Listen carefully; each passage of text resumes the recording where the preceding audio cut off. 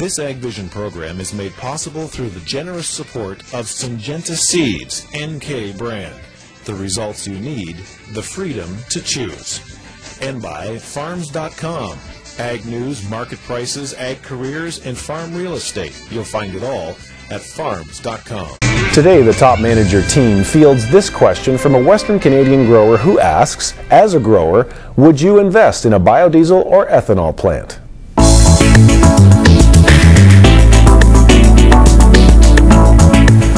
I wouldn't right now, unless there's some really unique comparative advantage. For example, you're going to build the plant near an area where there's a lot of concentrated livestock so that the DDGs can provide additional revenue by serving as feedstuffs.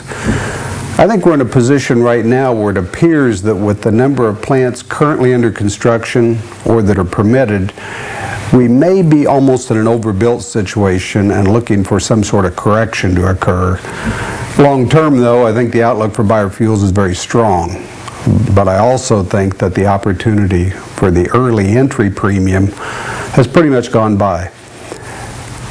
Those who do invest, though, I'd want to caution them that they should be sure the plant is designed to be converted to cellulosic processes.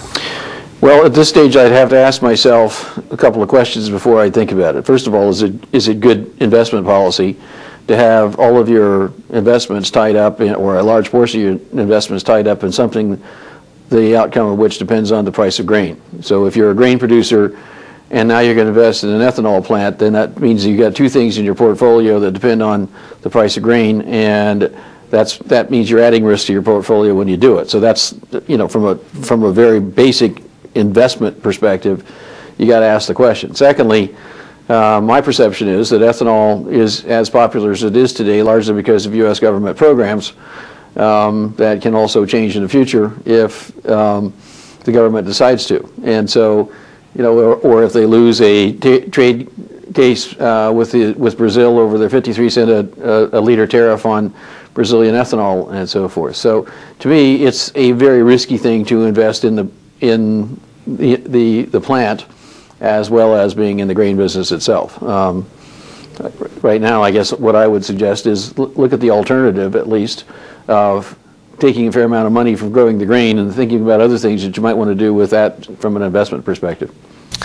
Well, it certainly is the news item of the season, or of the year, is what's the role for biofuels. We see tremendous things happening in the U.S., huge targets being set, money being made. And so it's always a dilemma.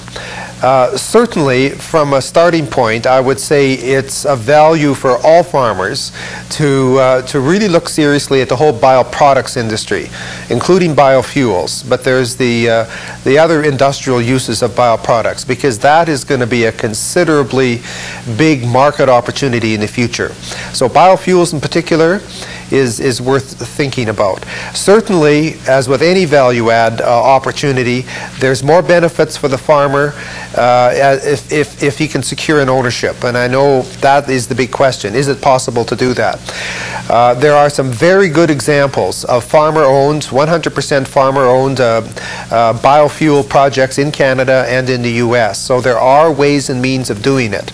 If there's an opportunity in your local area, make sure that there's good due diligence, and by that I mean make sure there's good transparency. If there's an opportunity to invest in a local ethanol or biodiesel opportunity, make sure that there's full disclosure and you understand exactly the level of your investment and what the downstream contingent liabilities would be, depending on where the project goes. But I would say any opportunity to look at taking an ownership position in the supply chain is worth seriously looking at. As with all investments, it's important to take your personal circumstance into consideration and obviously seek expert advice. That said, ethanol and biodiesel over the last few years, particularly ethanol, have succeeded in returning above average returns for investors.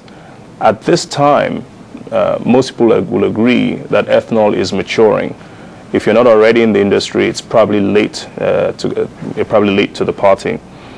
However, biodiesel is probably at a stage where it still makes sense to consider as an investment. If it fits in within your portfolio, diversification is good. This would be a diversification.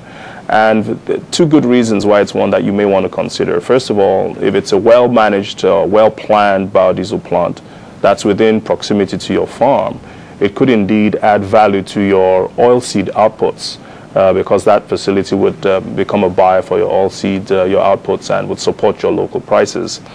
So within this framework where you have sought expert advice, it fits within your plans for a diversified portfolio. It makes sense because it's well planned and it's within proximity to your farm. I would suggest that biodiesel, investment in a biodiesel plant or something like a switchgrass plant, which is the next step in ethanol, may indeed be a good addition to a well thought and planned diversified portfolio.